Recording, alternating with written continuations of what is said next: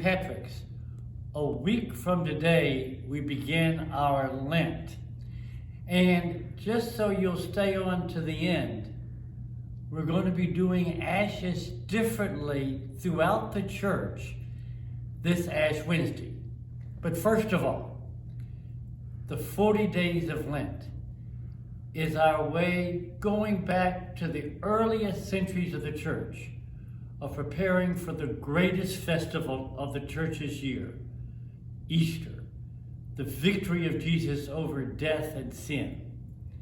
And those 40 days are for especially those getting ready for baptism, and the rest of us already baptized are tagging along with them, getting ready for Easter.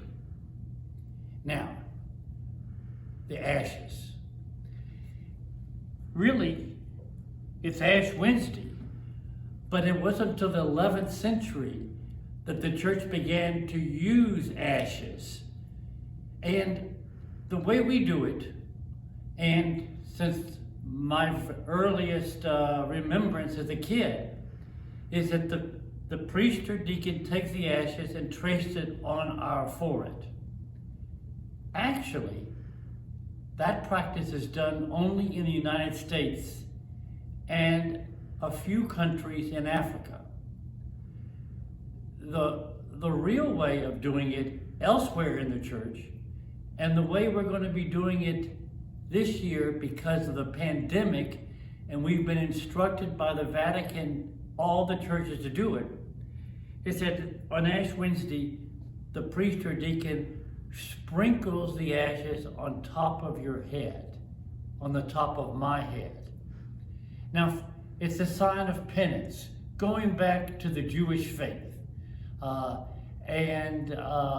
If you would be sure when you come for Ash Wednesday to wear, well, gently used clothes that are dark. Now, the two ways of celebrating Ash Wednesday. We're going to have a drive-through on Ash Wednesday from noon to 1 p.m. in the main parking lot. You don't even have to get out of your car. And we're going to have our Ash Wednesday Mass at 6 p.m. in the church.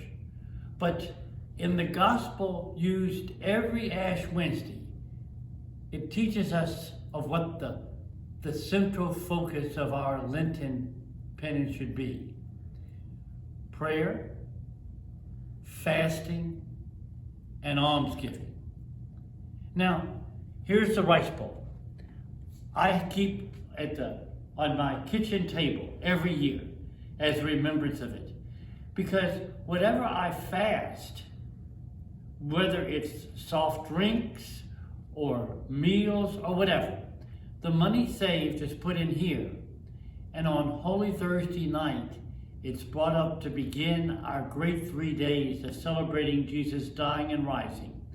And it's specifically for the poor. This is the rice bowl.